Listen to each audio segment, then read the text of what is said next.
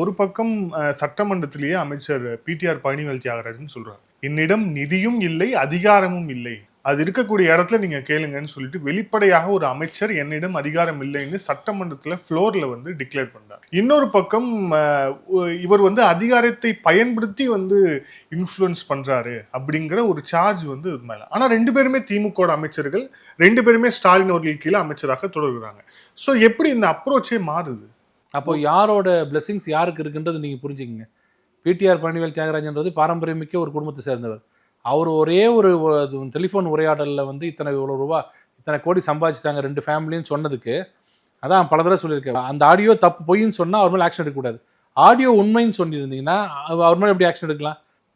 Partly தண்டனையா? ஒன்று அவர் பண்ணாருன்னு சொன்னால் கட்சி விட்டு நிற்கிருக்கணும், அவர் பண்ணலைன்னா அது ஏதோ பொய்யா யாரோ பேசியிருக்காங்க விடுங்கன்னு சொல்லியிருக்கணும். அது அவர் பேசலைன்னு சொல்லிட்டு அதிகாரத்திலிருந்து எடுத்து சாதாரண ஒரு துறையை கொடுக்குறீங்க. அதே தான் பொன்முடி பேசியது சரிதான், அவர் பேசுனது என்ன தப்பு இருக்கு அப்படின்னு சொல்லியிருந்தா துணை பொதுச்செயலாளர் எடுத்துக்கூடாது.